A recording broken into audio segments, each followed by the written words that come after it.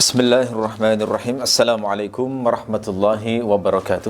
Waalaikumsalam warahmatullahi wabarakatuh. Alhamdulillahirabbil alamin wa bihi nasta'inu ala umuri dunya waddin wassalatu wassalamu ala sayyidil mursalin wa imamil muttaqin nabiyina Muhammadin wa ala alihi washabbihi wa man tabi'ahu bi ihsanin ila yaumiddin.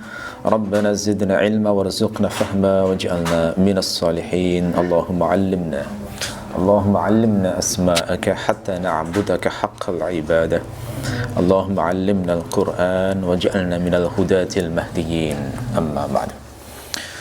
Baik, kita melanjutkan tafsir surah An-Naba. Kali ini kita membahas ayat ke-31 hingga ke-36. Kita baca bersama-sama dulu. A'udzu billahi minasyaitonir rajim.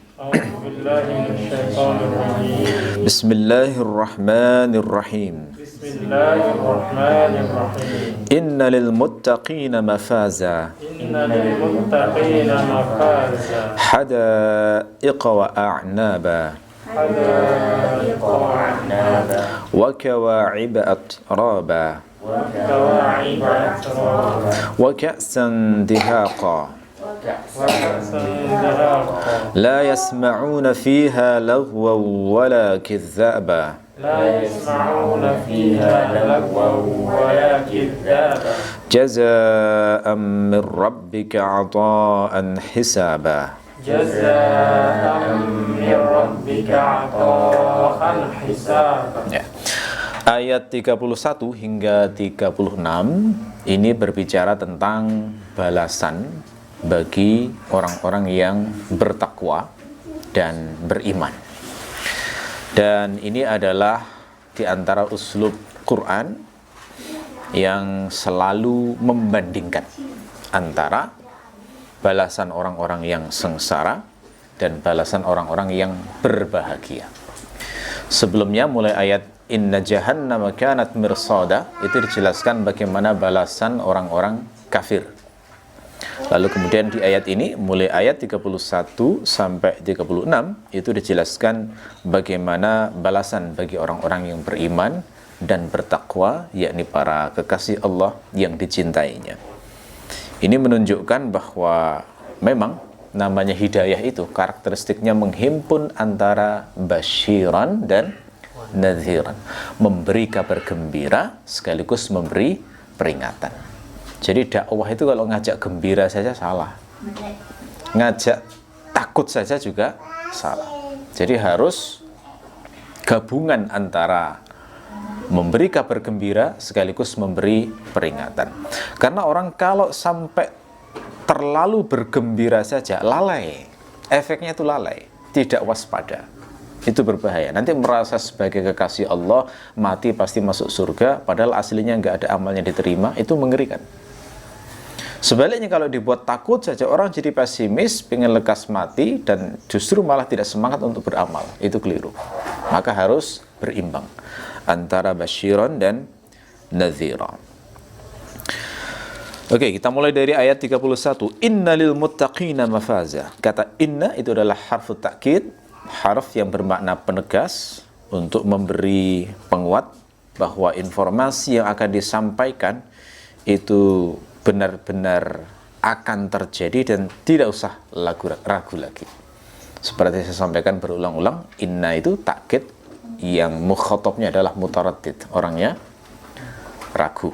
Nah, sehingga ketika ada inna, ada penegasan sesungguhnya, itu biar kita siap-siap bahwa informasi yang hendak disampaikan itu jangan pernah ragu, karena itu pasti akan terjadi. Kata li pada kata lil muttaqin itu adalah lam istihqaq, lam yang menunjukkan hak. Seperti kata alhamdulillah, itu maknanya segala puji, segala jenis puji itu hanyalah haknya Allah saja. Nah, itu maknanya gitu kira-kira. Nah, lil muttaqin begitu. Jadi haknya muttaqin mendapatkan yang sifatnya adalah haknya. Al-muttaqin dari kata ittaqa. Ittaqat biasanya terjemahan mudahnya adalah bertakwa. Orang yang disebut muttaqi. Satu orang disebut muttaqi. Kalau jamak dikasih wawu dan nun menjadi muttaqun. Ya.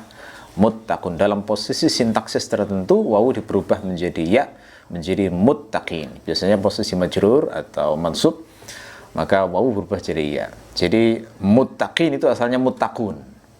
Karena di sini ada inna, maka wawunya menjadi ya, muttaqin, orang-orang yang bertakwa. Hakikat bertakwa itu bagaimana? Bertakwa dalam bahasa Arab itu makna bahasanya sebenarnya adalah melindungi diri dari sesuatu yang membahayakan. Itu kata ittaqa, itu makna bahasanya seperti itu. Jadi misalnya seperti antum pakai helm. Kenapa? Karena khawatir kalau jatuh nanti kepala menjadi luka. Maka aktivitas antum memakai helm itu namanya ittaqa. Ya, ittaqa bi ghita'ir ra'si, gitu ya. Jadi melindungi diri dari hal yang membahayakan memakai helm. Nah, begitu. Ketika itu digunakan untuk konteks taklif, maka maknanya adalah seseorang itu melindungi diri dari murka Allah, melindungi diri dari marahnya Allah, melindungi diri dari azab dan siksa Allah yang sangat mengerikan dengan cara mematuhi perintahnya dan menjauhi larangannya. Makanya biasanya para khotib, penceramah itu sering menerjemahkan mudah takwa itu adalah menjalankan perintah dan menjauhi larangan. Nah, tapi analisis bahasa yang lebih dalam dari ittaqwa itu sebenarnya begitu. Ya. Ada seorang orang soleh di masa lalu yang memberikan perumpamaan sangat bagus dalam hal bertakwa itu. Bagaimana perumpamaannya? Bertakwa itu adalah ibaratnya Anda melewati sebuah jalan yang penuh dengan duri.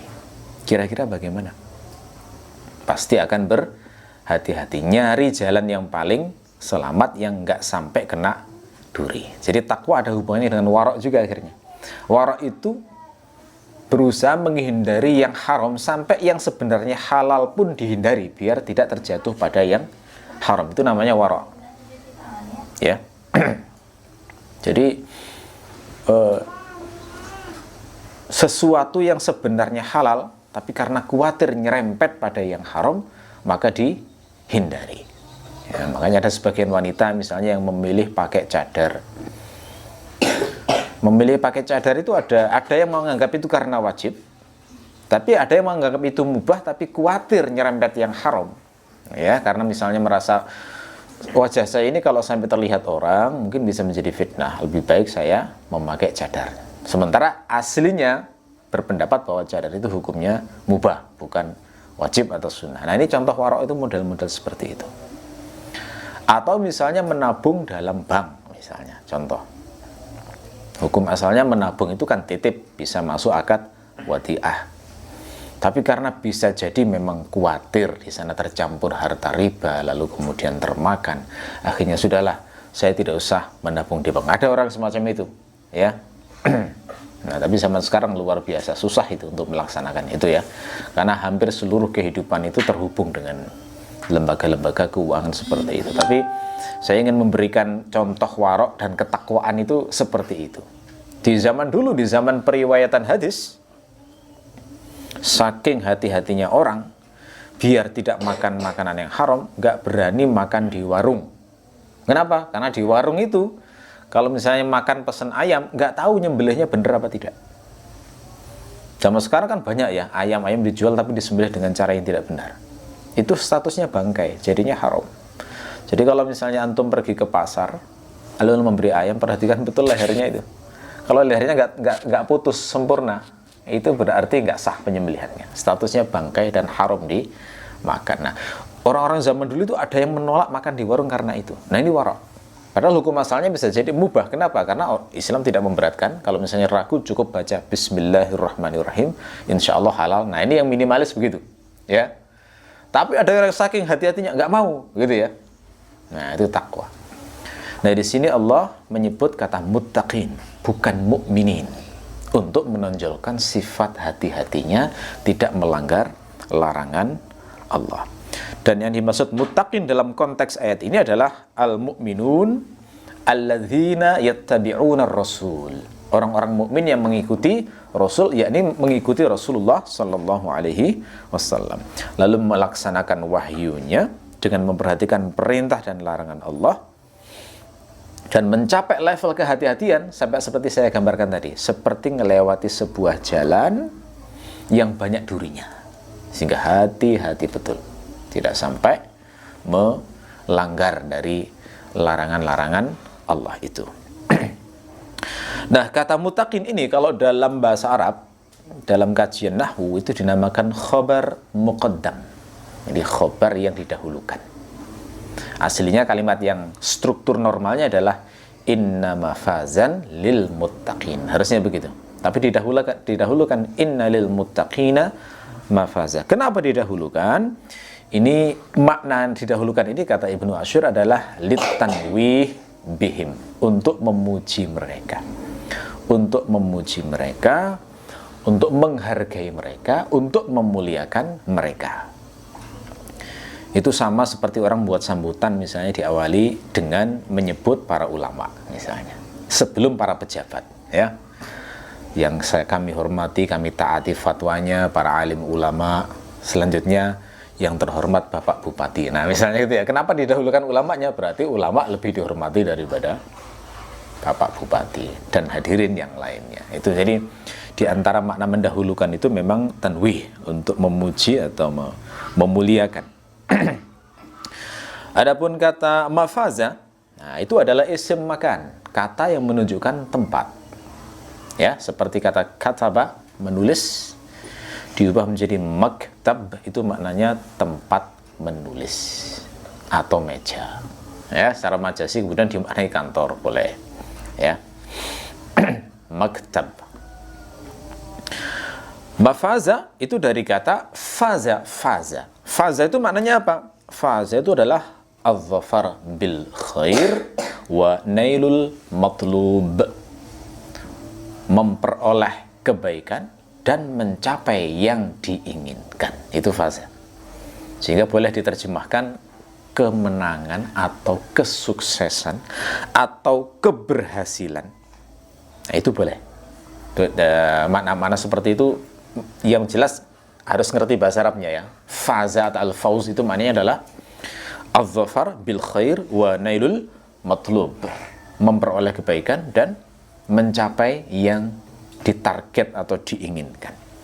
Berarti mafaza adalah tempat memperoleh kebaikan dan memperoleh yang diinginkan. Mungkin juga secara bahasa itu difahami sebagai masdar mimi. Masdar mimi itu berarti kalau bahasa Inggris gerund, ya. Fish itu memancing, fishing hal memancing.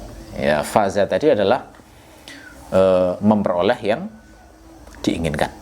Maka mafaz bisa diterjemahkan hal memperoleh yang diinginkan, hal memperoleh kebaikan dan mencapai yang diinginkan. Jadi mafaza mungkin diterjemahkan tempat kesuksesan, bisa juga diterjemahkan kesuksesan itu sendiri. Itu secara bahasa dua-duanya boleh. Kemudian di sini ditanwin, bukan dikasih alif lam, bukan innalil muttaqina al mafaza misalnya, tapi mafazan itu untuk menunjukkan besarnya kesuksesan tersebut. Jadi ada unsur ta'zim untuk menunjukkan besarnya kesuksesan yang didapatkan. Nah, yang dimaksud dengan mafaz di sini itu siapa? Apa? Yang dimaksud dengan mafaz di sini adalah jannah, surga. Jadi dari sini bisa kita terjemahkan secara harfiah, innalil muttaqina mafaza. Sesungguhnya orang-orang yang bertakwa itu, orang-orang mukmin yang bertakwa itu berhak mendapatkan surga sebagai tempat kemenangan atau hakikat kemenangan yang asli itu sendiri. Ya. Kenapa kok surga itu dikatakan sebagai mafaz? Ya, tentu saja karena surga itu adalah puncak kenikmatan yang akan didapatkan seseorang saat di akhirat. Jadi kurang besar apa kesuksesan orang yang bisa masuk surga di sana, bergelak tawa, ketemu Rasulullah, diizinkan melihat Allah. Itu kan sudah luar biasa. Dan itu bukan sehari dua hari, bukan setahun dua tahun, selama-lamanya. Ya, ini menunjukkan luar biasa, sebagai sukses yang besar. Ini jelas berbeda dengan segala definisi sukses di dunia. Kalau dunia, definisi sukses itu apa? Sukses secara materi, itu ya, intinya kan begitu. Kalau sukses dalam definisi motivator, misalnya antum mendengar ceramah-ceramah motivator manapun lah, di luar, di barat maupun orang Indonesia yang belajar ke barat, itu arah kalau ngomong sukses itu mesti sukses materi, kaya, punya mobil, rumah bagus, bisa wisata kemana-mana, ya kan, mendapatkan penghormatan, populer, pokoknya gitulah. Itu sukses dalam definisi orang yang tidak beriman terhadap Allah dan hari akhir, yang tidak mengerti hakikat sukses yang sejati. Nah, itu semua adalah sukses-sukses rendah dalam Islam. Kenapa? Karena itu sementara dan pasti akan ditinggalkan. Sukses yang masih dicampuri dengan kesengsaraan. Antum kira orang populer itu bahagia terus? Oh tidak. Populer itu justru orang yang paling sering diuji dengan sakit hati. Luar biasa itu. Mulai dari bulian, ya kan? Lalu fitnah, dikorek-korek kehidupan pribadi. Nggak nyaman itu, bener itu. Ada harganya semua kesuksesan itu. Apa? Popularitas itu. Kaya antum kira apa enak? Full tiap hari seneng-seneng. Oh tidak. Orang kaya juga mikir bagaimana menambah kekayaannya, bagaimana mengontrol perusahaannya tiap hari. Sumpek terus tiap hari itu, kadang stres. Makanya nggak heran ya kalau ada berita orang kaya bunuh diri. Kan ada tuh? Ada. Kenapa? Coba itu ada artis yang kaya luar biasa, yang pembantunya banyak, rumahnya kayak istana, lah kok masih narkoba? Berarti kan nggak bahagia, ya nggak? Nggak ada hal duniawi sifatnya materi yang bahagia sejati, itu nggak ada. Makanya itu bukan kesuksesan sejati. Orang Islam kalau ditanya sukses yang asli adalah ini, mafaza yang asli di sini. Mendapatkan ridho Allah, masuk ke dalam surga, tinggal di sana kekal selamanya. Ya, itu.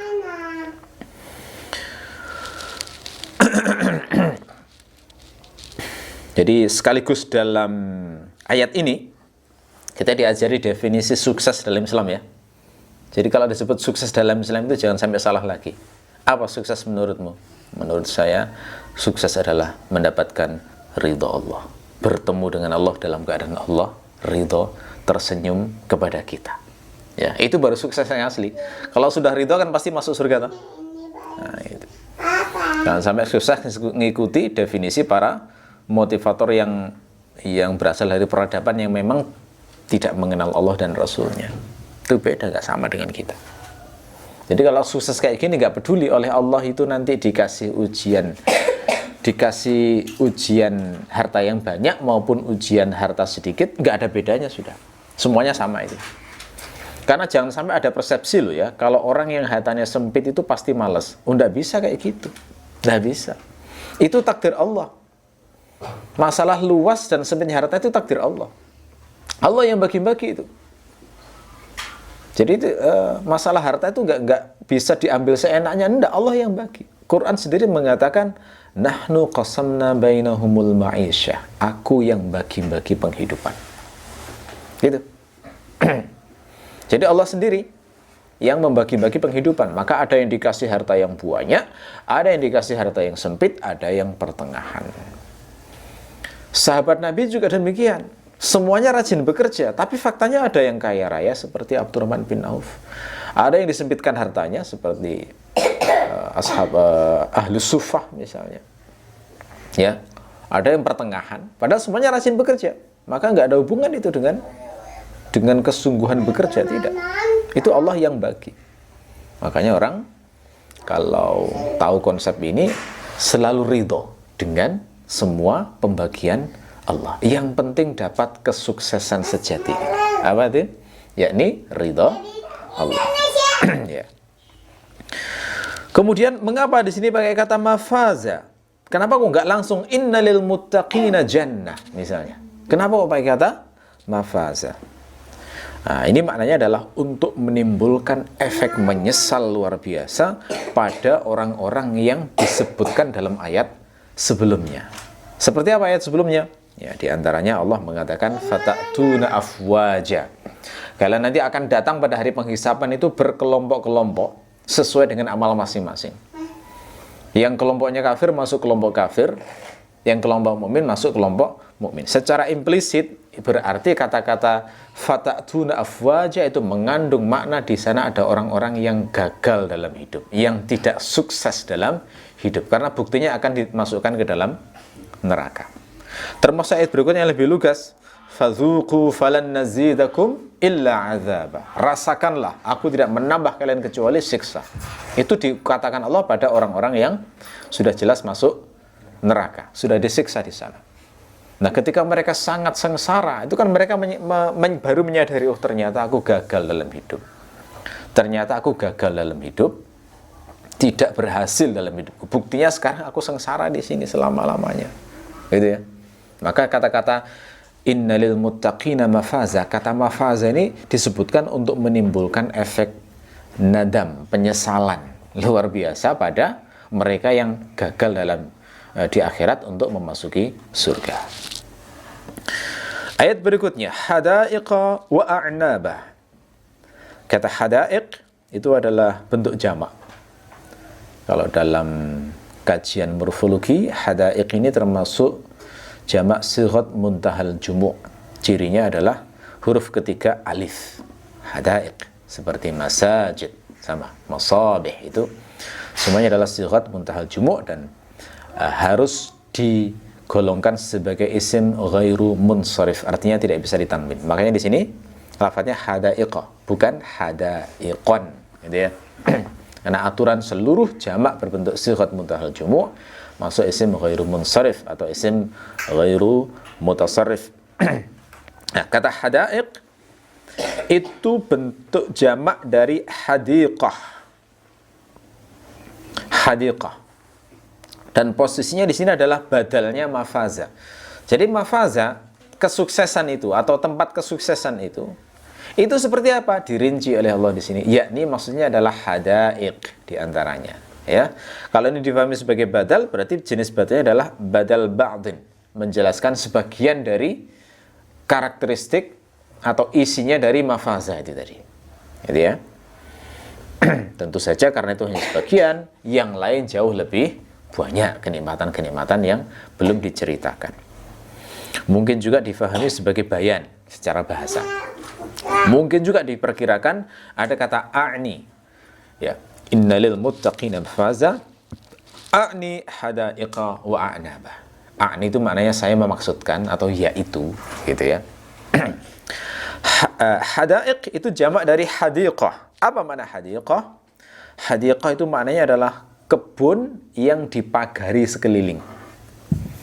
Jadi kalau nggak ada pagarnya nggak disebut hadiqah ya.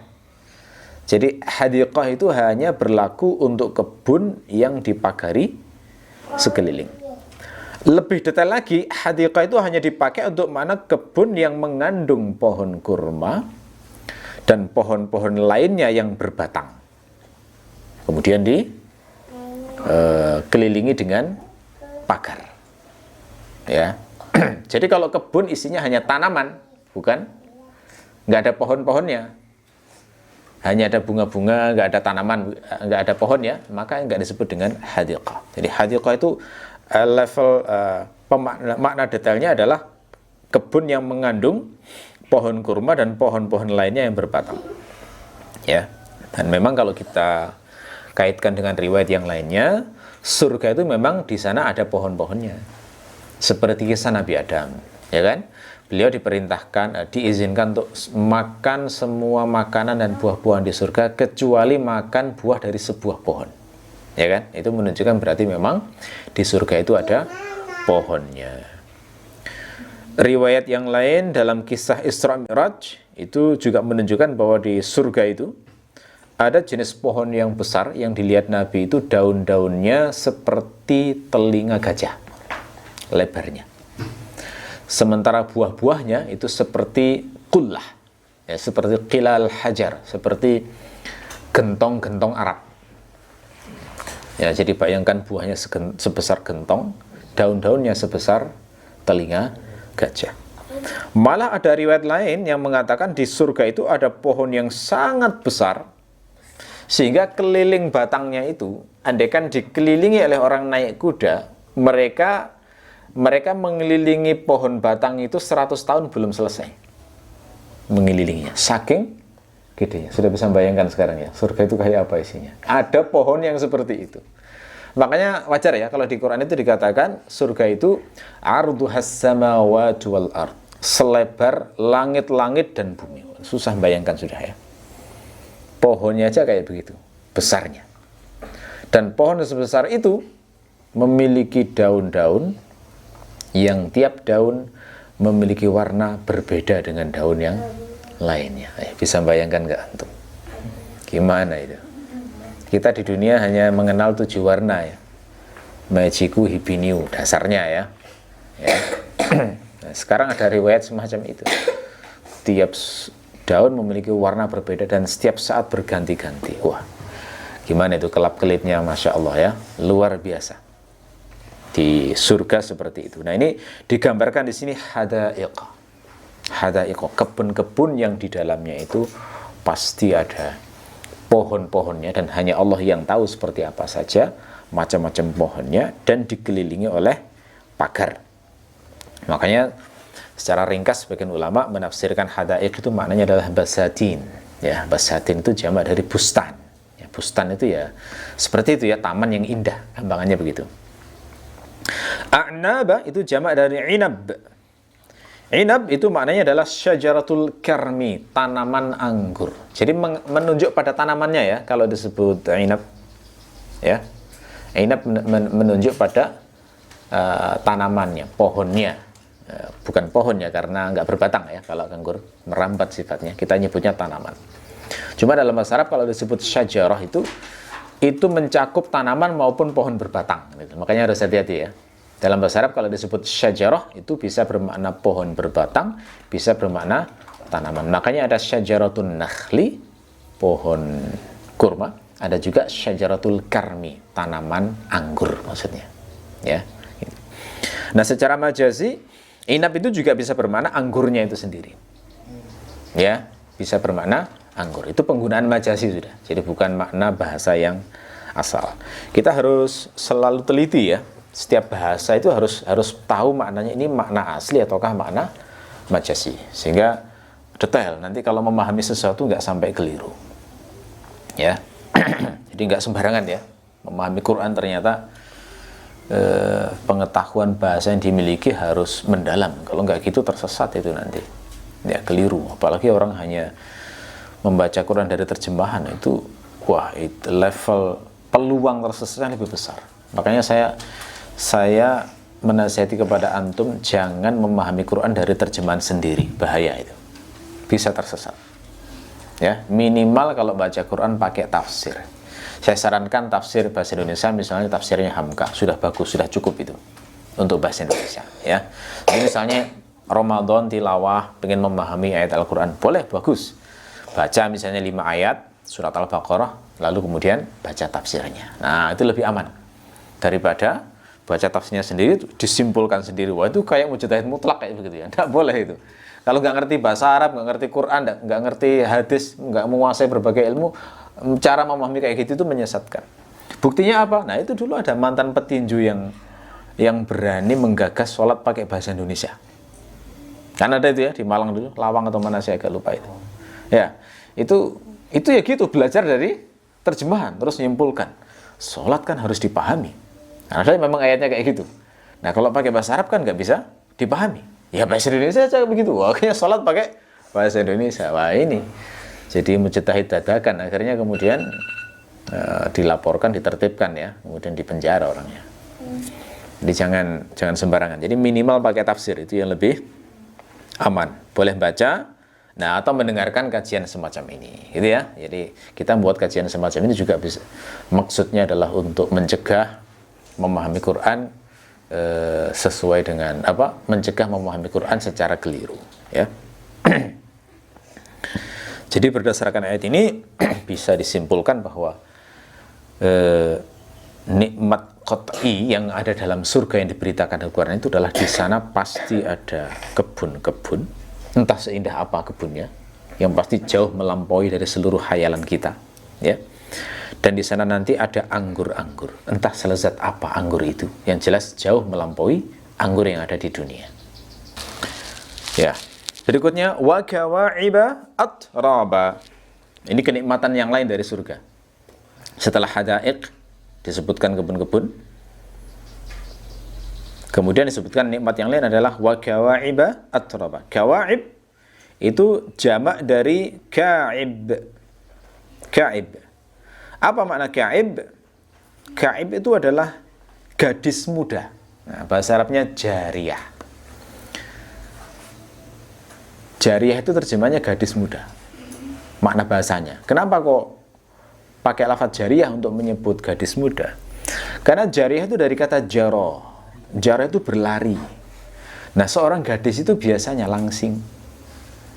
Karena langsing larinya cepat. Makanya dinamakan jariyah. Beda kalau sudah jadi emak-emak ya. Gembrot biasanya ya. Jalannya jadi mbek begitu ya. Nah, ini kalau masih muda, masih gadis itu biasanya langsing. Makanya dinamakan jariyah. Lalu kemudian secara majasi dipakai untuk makna budak. Ya, jadi budak itu kadang disebut jariyah, itu majasi itu. Itu seakan-akan bilang itu gadisku, gadis budakku lah, gampangannya begitu. Jariyah. Jadi ka'ib itu adalah gadis muda yang usianya sekitar 15 tahun. Nah, dinamakan ka'ib itu gadis muda yang usianya jadi masih segar-segarnya balik ya. Masih segar-segarnya balik. Nah, tetapi bukan sembarang gadis yang menonjol dari wanita yang digambarkan di sini itu adalah dia itu memiliki, mohon maaf, payudara yang montok berisi. Nah, kata ka'ib itu semacam itu, ya. Kenapa? Karena kata ka'ib itu dari kata taka'aba thadyuha, ya, taka'aba thadyuha, yakni payudaranya seperti ka'bun, maksudnya bulat menonjol. Nah, itu bahasa Arab ka'ib itu semacam itu. Nah, ini adalah bentuk fisik yang dikejar oleh banyak wanita, ya, yang dikejar oleh banyak wanita sampai mereka rela operasi plastik dan lain-lain, ya, karena faktanya memang itu bagian tubuh yang paling menarik bagi lelaki. Itu fakta itu. Kalau wanita lewat, yang dilihat pertama mana? Nah, itu bagian dadanya, ya kan? Itu ada penelitiannya. Ini benar ilmiah ini. Ada penelitiannya. Saya pernah baca satu penelitian. Ada sekitar belasan atau puluhan lelaki di dalam ruangan, kemudian ada seorang wanita cantik disuruh lewat. Terus dipotret matanya itu. Direkam dulu ya, dipotret. Matanya mengarah kemana? Ternyata mayoritas, saya agak lupa angkanya, mungkin 70%, 80%, langsung ke arah dada. Arahnya, ya. Ada yang ke muka, ada yang ke bagian tubuh yang lain, tapi mayoritas adalah ke arah dada. Itu fitrah memang. Fitrah manusia memang seperti itu. Meskipun secara fungsional, kalau kita bicara biologi, nah itu sebenarnya ya tempat air susunya bayi, gitu ya. Tapi nggak tahu kok di laki-laki punya efek yang susah untuk dikatakan. Nah, itu kan Allah yang buat semacam itu toh. Itu. Secara fungsional itu biologis banget ya, itu tempat air susu bayi untuk menghidupi anak. Tapi ternyata ada fungsi lain yang hanya lelaki yang bisa merasakan. Dan wanita pun juga bangga kalau memiliki sesuatu yang dikagumi oleh lelaki. Begitu itu. Ya. Nah, oleh karena itulah maka dalam syariat itu ada perintah menutup dada, ya kan? Disuruh memakai kerudung, wal yadribna bi khumurihinna ala juyubihinna. Perintahnya kan begitu tuh. Hendaklah memakai kerudung yang menutupi jaib mereka. Jaib, juyub itu jamak dari jaib. Jaib itu apa? Jaib itu adalah futhatun minal unuq ila sadr. Celah antara leher sampai ke dada ini. Jadi yang pakai kerudung yang benar itu nutupi dadanya begini memang. Makanya aneh kalau orang pakai kerudung diikat di sini, sininya ditonjolkan. Lah itu apa maknanya memakai kerudung? Yang diperintahkan oleh Allah itu adalah nutupi itunya sebenarnya, sehingga tersamarkan gitu loh ya.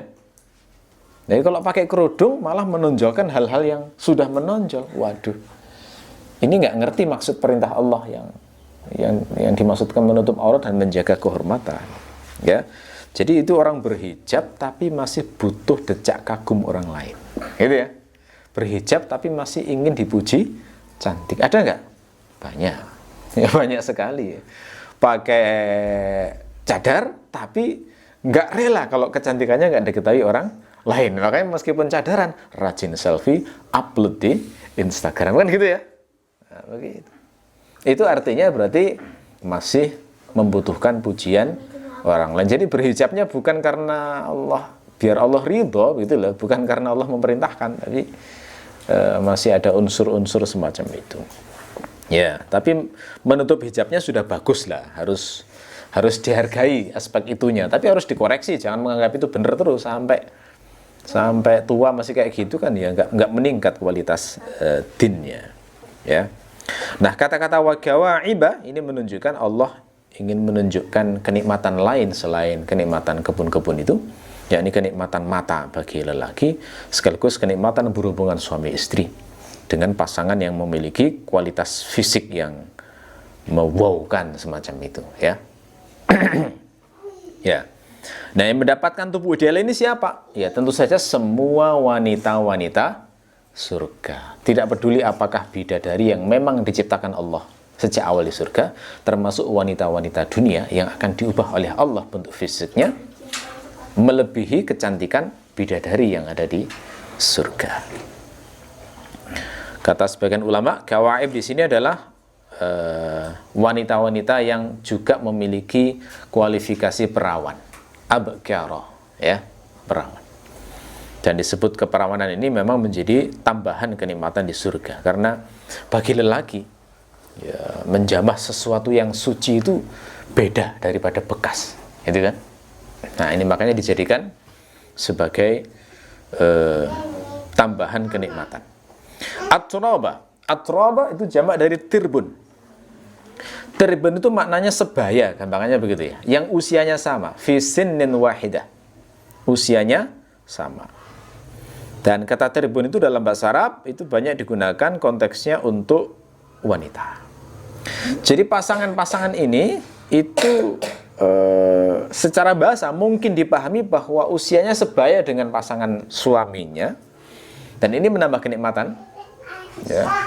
Karena orang menikah dengan usia yang hampir sama itu dengan yang jomplang jaraknya sampai 20 tahun itu beda memang, ya, tetap beda, ya. Bisa juga dipahami bahwa usia sebaya itu menunjukkan berarti semua istri-istri yang ada di surga itu tidak ada yang dilebihkan satu sama lain. Semuanya sama. Ini nggak kayak poligami di dunia ya. Poligami di dunia itu kan biasanya hampir pasti selalu ada istri favorit. Dan istri favorit biasanya yang lebih muda. Nah, gitu ya. Lebih betah di sana, lebih kerasan di sana. Ya, beda dengan istri yang lebih tua. Gitu ya. Rasulullah saja punya istri favorit. Siapa itu? Aisyah radhiyallahu anha. Sehingga istrinya yang tua seperti Saudah pun bahkan rela untuk memberikan jatah harinya kepada Aisyah karena tahu Rasulullah itu mencintai Aisyah melebihi istri-istri yang lainnya. Nah, di surga nggak ada begitu. Semuanya sama. Semuanya favorit, makanya begitu ya. Jadi makna at-turaba itu untuk menunjukkan semua istri adalah favorit, sama. Tidak ada perbedaan satu sama lain. Ya, nah ini sekaligus memberikan pengertian implisit kepada kita bahwa nikmat yang pasti dijelaskan dalam Al-Quran itu adalah nikmat memiliki istri-istri yang menggugah selera. Di sini yang disebutkan dengan ungkapan wa kawaiba at-turaba. Wa ka'san dihaqa. Kata ka'sun itu maknanya gelas. Ya, ka'sun bermakna gelas, sama seperti kub atau kuz dan beberapa lafaz-lafaz gelas yang lain. Tapi ka'sun di sini itu lebih spesifik, ya, yakni gelas yang ada minumannya. Jadi tidak dinamakan ka'sun kalau tidak ada minumannya. Jadi ka'sun selalu ada minumannya. Lebih spesifik lagi, dalam bahasa Arab itu dinamakan ka'sun itu adalah jika minumannya berupa khomer. Nah, jadi kalau isinya itu jus, susu, nggak dinamakan Ka'sun. Jadi ka'sun sudah spesifik. Loh, di surga ada khamr. Loh iya. Khamr halal sudah di sana. Dan nggak buat pusing. Makanya sabar di dunia. Tidak usah minum khamr. Karena di surga itu dihalalkan di sana. Dan para sahabat yang mendengar lafaz ini, itu mereka bisa membayangkan. Kenapa? Karena mereka sempat merasakan khamr ketika belum diharamkan. Gitu kan? Khamr itu kan sebelumnya halal, belum diharamkan maksudnya ya. Lalu kemudian baru turun ayat yang mengharamkan khamr. Jadi ketika disebut ka'san itu langsung bisa membayangkan mereka. Oh, ternyata di surga ada khamr juga, tapi jauh lebih lezat dan tidak membuat pusing. Begitu ya. Nah, ka'sun dengan deskripsi semacam ini bisa terbuat dari kaca, bisa terbuat dari emas, dan bisa terbuat dari perak. Ya, jadi kita bisa membayangkan seperti itu, nanti ada semuanya itu. Karena memang Nabi mengatakan perhiasan di surga itu ya rata-rata emas dan perak.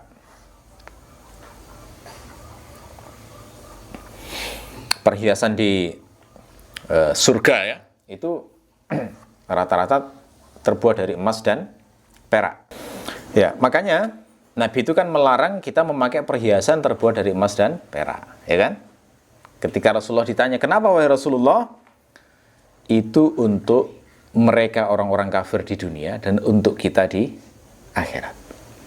Nah, itu ya, itu menunjukkan bahwa ka'sun ini mungkin terbuat dari emas dan perak, bahkan termasuk terbuat dari kaca.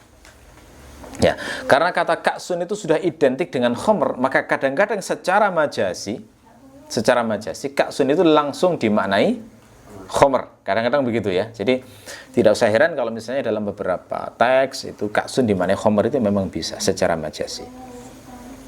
Ya. Kenapa di sini pakai kata ka'sun tidak bentuk jamak misalnya? Kenapa kok ka'san bukan ku'us misalnya ya, atau ak'us misalnya? Kata Ibnu Asyur, karena bentuk mufrad lebih ringan, dan ini sudah dimaksudkan tidak untuk menjelaskan jumlah, tapi dimaksudkan untuk menjelaskan jenis, ya, jenis ka'sun yang ada di surga yang bermacam-macam.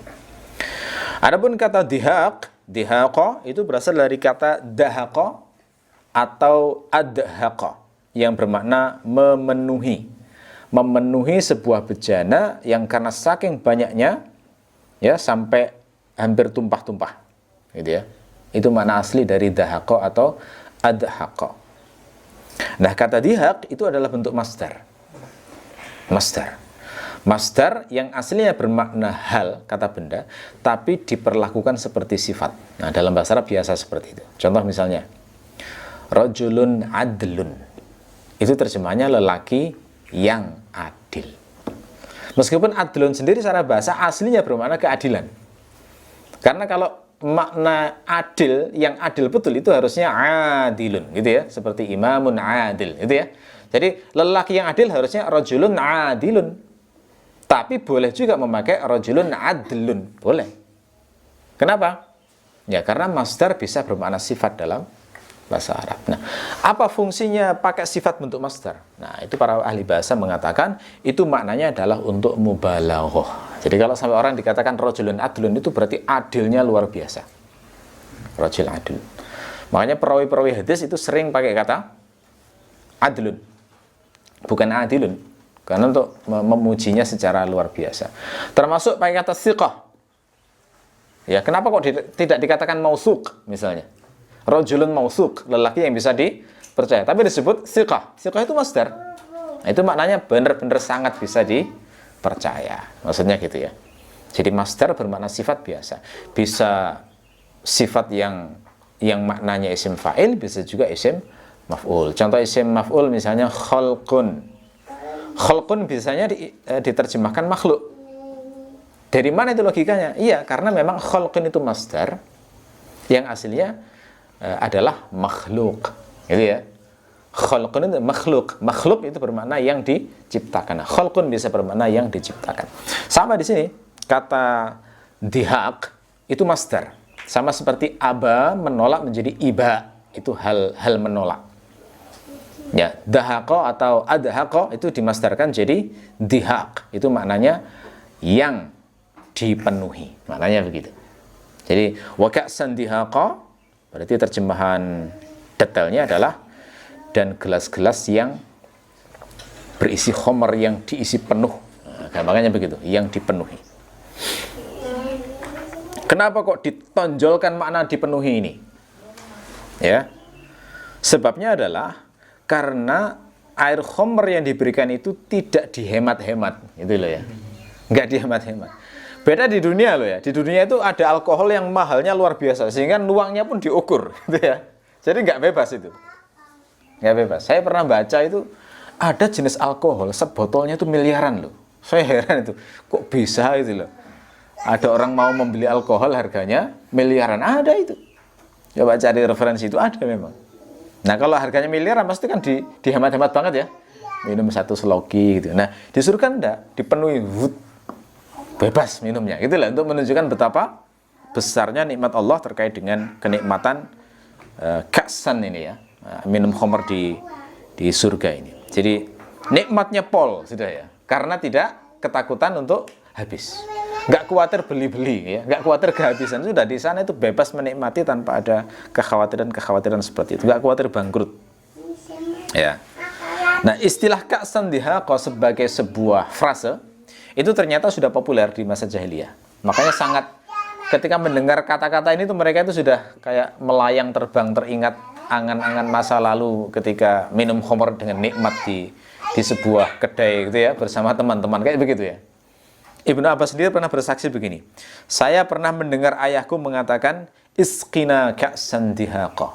Di masa jahiliyah ya. Aku pernah mendengar ayahku mengatakan isqina ka'san dihaqa. Berilah kami minum gelas yang penuh dengan air khamr. Nah, gitu ya. Ya, jadi memang acara minum-minum itu nikmat ya, terutama lelaki ya. Lelaki itu kalau minum-minum bareng itu di barat itu kan ada tradisi gitu ya, minum-minum makanya ada bar, rame kan bar itu, karena minum-minum enak ya sambil ngobrol, sambil ngomong ngelantur kemana-mana itu nikmat banget, ya. Entah itu yang diminum khamr atau sekedar minuman segar, tapi minum-minum sambil ngobrol kadang orang bisa menghabiskan waktu berjam-jam. Makanya ini ditunjukkan sebagai salah satu kenikmatan. Wa ka'san dihaqa. Makanya di dunia hari ini pun juga kelihatan orang usaha kafe ya rame juga ya, yang menyediakan minum-minum berbagai macam minuman. Makanya kreasi membuat minuman nggak pernah berhenti. Terus. Dulu paling hanya teh, kopi. Sekarang ada macam-macam, coklat, ada jus, milkshake, macam-macam itu ya. Berbagai macam kenikmatan minuman selalu. Karena memang itu bagian dari kenikmatan di dunia ini. Dan di akhirat jauh melampaui itu. La yasma'una fiha laghwa wala kidzabah. La di sini adalah la nafiyah, bermakna tidak. La nafiyah. Yasma'una dari kata sami'a bermakna mendengar. Siapa yang mendengar di sini? Mereka, penghuni surga, yakni al-muttaqin yang dijelaskan di ayat sebelumnya. Berarti di sini maknanya la yasma'una, mereka tidak mendengar. Fiha. Nah, ha pada kata fiha itu mungkin dimaknai dua. Makna yang pertama adalah jannah yang ada pada perkiraan kata mafaza itu, ya. Yang kedua adalah makna ka'sun, karena ka'sun mu'annas. Nah, bisa bermakna ka'sun juga. Kalau Ibnu Ashur itu menguatkan ka'sun dulu. Jadi kata la yasma'una fiha, dan itu sangat sesuai dengan konteks budaya dari minum-minum di masa jahiliyah. Gitu ya. Jadi la yasma'una fiha itu maknanya berarti mereka saat menikmati khamr-khamr itu. Nah, itulah seakan-akan maknanya. La yasma'una, tidak mendengar laghwan wala kidzaba. Nah, itu makna kalau dimaknai ka'sun. Kalau dimaknai jannah maka lebih luas lagi. Di surga tidak pernah mendengar laghwan dan kidzaba. Apa makna laghwan? Laghwan itu adalah kalamun batil, qaulun batil. Kata-kata yang batil, yang sia-sia, enggak ada gunanya. Omongan ngelantur, omongan tidak bermutu, yang muncul tanpa berpikir, itu namanya laghwun. Ya. Nah, orang yang mabuk di zaman jahiliyah, itu loh ya, itu biasa ngomong ngelantur, itu loh ya. Karena mabuk kan memang nggak bisa ngomong lancar dan normal toh. Nah, sehingga biasa ngomong laghwun. Terus biasanya juga orang minum-minum itu juga muncul kidzaba. Kidzaba itu apa? Kidzaba itu maknanya adalah mendustakan, karena Kalau pas lagi ngomong ini cerita membanggakan kaumnya, terus didustakan. Ah, bohong kamu, gitu ya.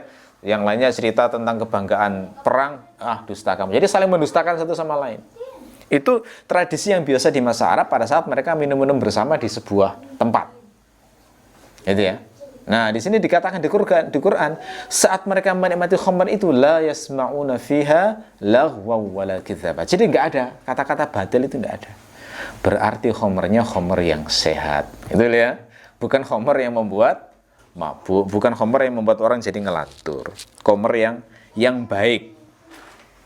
Ya, tidak merusak, tidak membuat melantur, tidak membuat muncul cacian. Nah, laghun dan kadzib atau dusta di dunia itu menjadi aib. Ya kan? Kenapa jadi aib? Karena kalau orang membuat acara minum-minum di dunia, lalu kemudian ngomongnya ngelantur, lalu kemudian ngomong hal-hal terkait dengan aib, tersingkap itu keburukan orang akhirnya. Bisa keburukannya sendiri tersingkap, bisa menyingkap aibnya orang lain. Makanya di zaman jahiliyah pun itu ada orang yang mengharamkan dirinya minum khamr, itu ada. Seperti Abu Bakar. Sejak dulu itu memang nggak mau minum khamr Abu Bakar. Kenapa? Karena beliau melihat bahwa orang minum khamr itu akalnya nggak berfungsi. Kalau sudah akalnya nggak berfungsi, maka dia ngomong ngelantur. Kalau ngomongnya sudah ngelantur, maka dia melukai kehormatannya sendiri, melecehkan kehormatannya sendiri. Termasuk juga Qais bin Asim al-Minqari. Nah, ini juga orang Arab di jahiliyah yang juga mengharamkan dirinya tidak mau minum khamr karena memang nggak mau tersingkap aibnya. Nah, kata-kata la yasma'una fiha laghwan wala kadzdzaba itu sekaligus Allah itu seakan-akan ingin menunjukkan bahwa di surga itu tidak ada kesengsaraan sedikit pun, sehingga sampai sekecil nggak enak didengar telinga pun itu tidak ada. Nah, seakan-akan begitu ya. Karena di dunia juga kita merasakan sendiri ya. Kadang kita itu sering sakit hati dengan ucapan orang, ya. Ucapan yang nyelekit, bullying, memfitnah, itu kan termasuk definisi laghwan semuanya sebenarnya. Ucapan mendustakan dan lain sebagainya. Dan ternyata itu nggak ada di surga, nggak ada. Ya, jadi ini untuk menegaskan bahwa surga itu adalah negeri kenikmatan sempurna. Nggak ada hal yang tidak mengenakkan sekecil apapun, sampai ucapan yang nggak mengenakkan pun juga tidak ada. Nah, ucapan nggak enak itu sering kita dengar, entah di dalam rumah maupun di luar rumah. Wah, itu sering kita dengar itu. Berarti memang ya dunia ini memang bukan surga ya, sehingga wajar kalau sering mendengar ucapan-ucapan yang tidak enak. Ada satu ucapan yang kadang efeknya pengaruhnya dipikir sampai berhari-hari gitu ya, saking nggak enaknya di dalam hati. Nah, itu di dunia, di surga tidak ada seperti itu. Ya. Nah, jadi ketika Allah mengatakan semacam ini, seakan-akan Allah itu ingin menambah rasa sakit pada orang-orang penghuni neraka. Karena di neraka itu sudah dijelaskan bagaimana mereka itu seluruh indera mereka merasakan berbagai macam siksa, ya kan? Yang diberitakan dibakar dengan api, lalu kemudian dikasih minuman, indera perasaannya dikasih minuman, darah campur nanah, ya kan? Matanya diperlihatkan rupa malaikat yang mengerikan yang buat takut luar biasa, telinganya diperdengarkan bagaimana jeritan lolongan dan suara-suara mengerikan di neraka. Jadi full, neraka itu full kesengsaraan. Tidak ada sedikit pun kenikmatan. Lalu kemudian dibandingkan dengan surga yang tidak ada kesengsaraan walaupun sedikit pun. Wah, ini tambah sakit hati lagi nih. Penduduk neraka itu tambah tersiksa dengan itu, gitu loh ya. Jadi termasuk fungsinya ayat la yasma'una fiha laghwaw wala kadzdzaba. Jazaa'an min rabbika 'ata'an hisaba. Ya, kata jaza itu secara sintaksis mungkin difahami sebagai hal dari mafaza, ya. Jadi surga itu adalah keadaannya sebagai jazaan, nah, gitu ya. Bisa juga difahami sebagai maf'ul mutlaq. Ya, maf'ul mutlaq itu berarti diperkirakan jazahumullahu bidzalika jazaan. Nah, seakan-akan begitu. Apa makna jaza? Jaza itu adalah pemberian sesuatu sebagai kompensasi kerja tertentu. Nah, itu baru dinamakan jaza. Jadi kalau nggak ada kerjanya, ya nggak dinamakan jaza, gitu ya. Jaza itu unsur menonjolnya adalah balasan yang sifatnya kompensasi, pemberian yang sifatnya balasan yang merupakan kompensasi dari amal atau aktivitas atau kerja tertentu. Ya, jadi secara implisit lafadz jaza ini menunjukkan ya kalau mau dapat surga ya beramal dulu gitu loh ya. Harus ada amalnya karena ini balasan gitu loh ya, bukan semata-mata anugerah, balasan. Min rabbika, kata min itu adalah min ibtidaiyah, yakni min yang menunjukkan lokasi awal munculnya sesuatu. Nah, jadi misalnya kharajal ma minal jabal, itu maknanya air keluar dari gunung, menunjukkan munculnya air tersebut dari gunung. Nah, min rabbika itu min ibtidaiyah. Ini harus diterangkan karena min itu maknanya banyak. Nah, salah satunya adalah min ibtidaiyah untuk menunjukkan bahwa balasan ini itu asalnya adalah dari anugerah Allah. Min rabbika, rabb bermakna bisa diterjemahkan mudah Tuhan ya. Kita sudah membahas makna rabb sebelumnya di surat Al-Fatihah. Rabbika, ka-nya itu bermakna kamu, maksudnya adalah Rasulullah. Jadi rabbika, balasan dari Tuhanmu ya. Ini menunjuk pada Rasulullah. Kenapa kok ada idhofah pada Rasulullah? Ya. Idhofahnya pada Rasulullah itu untuk menunjukkan kemuliaan Rasulullah. Jadi Allah itu memuliakan Rasulullah, seakan-akan mengatakan orang-orang muttaqin, orang-orang bertakwa yang mendapatkan balasan tadi itu adalah karena dia mengikuti kamu, hai Muhammad. Karena dia menaati perintahku yang kulewatkan kamu. Makanya Allah menghargainya, ada ikram di sini. Kemudian disebutkan Rasulullah dengan kata min rabbika. Ya. Jadi secara implisit ini menunjukkan bahwa kalau mau dapat ridho Allah, pengen dapat mafaza, pengen dapat surga, ikut Rasulullah. Ya. Jangan sampai digantikan posisinya ini oleh siapapun Rasulullah ini. Meskipun namanya mursyid. Meskipun namanya adalah wali ghaus, ya. Meskipun namanya adalah apapun lah istilahnya. Pokoknya kalau menggantikan Rasulullah, buang itu. Ciri menggantikan Rasulullah itu bagaimana? Kalau seseorang itu ucapannya sudah sampai levelnya itu diikuti secara membuta, ditelan tanpa dikunyah. Wah, bahasanya mungkin begitu. Ini sudah levelnya menggantikan Rasulullah ini berarti. Tidak boleh. Kalau kita mengikuti Rasulullah, terikat kuat syariat. Ya. Terikat kuat syariat yang diperintahkan oleh Rasul. Itu bukti mengikuti Rasulullah. Kalau sudah ditinggal itu, cirinya kalau sudah taklid buta pada seorang pembimbing spiritual gitu ya, kemudian tidak pernah mau mencocokkan dengan Al-Quran dan Sunnah, menyimpang dari Quran maupun Sunnah, nah itu sudah levelnya menggantikan Rasulullah. Entah dia ngaku sebagai Nabi baru atau tidak, itu hakikatnya sudah seakan-akan mengikuti Nabi baru. Gitu ya. Itu berat sekali konsekuensinya itu. Sebagian ulama mengatakan kalau sudah levelnya kayak begitu, statusnya bisa zindik atau murtad. Dikatakan zindik kalau lahirnya masih menampakkan muslim. Tapi kalau sudah nggak menampakkan muslim, sudah nggak mau sholat, sudah nggak mau zakat, sudah nggak mau haji, sudah mengatakan nggak wajib, murtad sudah. Keluar dari Islam. Na'udzubillah min dzalik. Ini bukan bermakna anti istilah mursyid. Enggak. Mursyid itu kan istilah dalam tarekat tasawuf ya. Itu kayak ibarat coach, pelatih dalam KBIH misalnya, itu enggak masalah itu. Itu cuma dalam bidang spiritual. Itu ya. Yang penting orangnya terikat kuat dengan Al-Quran dan As-Sunnah. Itu aja. Nah, kalau sudah mulai menyimpang, wah itu tidak boleh diikuti yang semacam itu. Ya. Lalu kemudian kata ata itu adalah badal jaza. Bisa juga dipahami sebagai sifatnya. Ya. Jadi jaza itu disifati Allah atau diperjelas lagi maksudnya adalah ata. Ya. Makna ata itu apa? Makna ata, nah ini yang menarik. Ata itu adalah pemberian semata-mata tanpa kompensasi. Nah itu ya, uniknya begitu ya. Jadi, kalau jaza itu karena kompensasi, ata itu pemberian semata-mata tanpa kompensasi. Berarti maknanya apa? Kok surga dikatakan jaza sekaligus ata? Maknanya berarti bahwa balasan dari Allah itu jauh lebih banyak daripada amal yang kita persembahkan. Nah ini rahmat Allah sudah di sini ya. Jadi kalau adil-adilan kan gini tuh, kalau misalnya andaikan kita hidup mulai usia 0 sampai 70 tahun, anggap aja ibadah terus sudah. Bahkan masa kecilnya ibadah terus sudah, ya. Aslinya kan kita masih di courting ya. Di courting masa kecil toh. Masa kecil di courting, terus di courting lagi masa tidur ya. Tidur kan nggak ibadah juga toh. Jadi banyak sebenarnya kortingan dari Allah itu. Ibadahnya sebenarnya cuma sedikit banget. Sedikit banget. Ya, anggap aja misalnya 70 tahun full ibadah pada Allah. Kalau adil-adilan harusnya masuk surga, ya 70 tahun juga. Ya enggak? Itu adil-adilan mestinya. Ya kan? Itu baru dikatakan jaza tadi yang pas sesuai dengan hasil kerjanya. Tapi faktanya Allah kan melipat gandakan toh ternyata. Balasan bersenang-senang bukan hanya 70 tahun.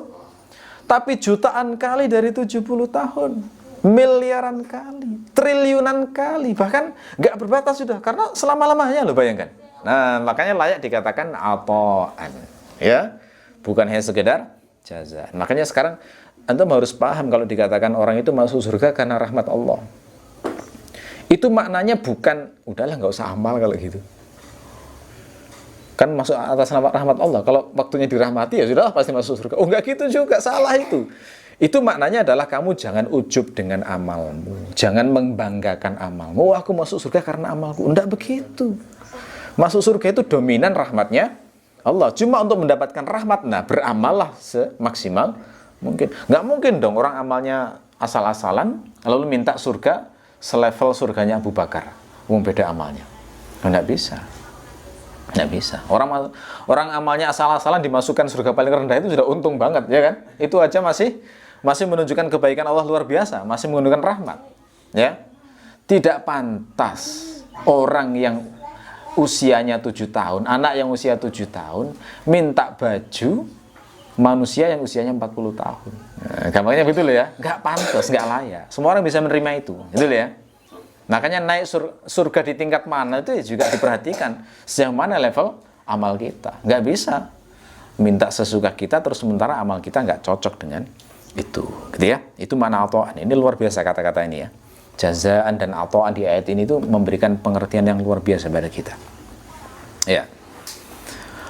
Kata hisabah itu bentuk masdar dari kata hasabah. Hasabah itu maknanya menghitung. Kata hisaban ditanwin untuk memberi makna banyak. Jadi tanwin itu bisa bermakna katsir, ya, hisaban. Nah, maknanya apa berarti di sini?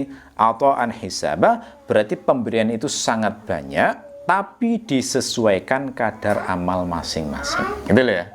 Jadi meskipun di surga paling rendah kan tetap banyak toh.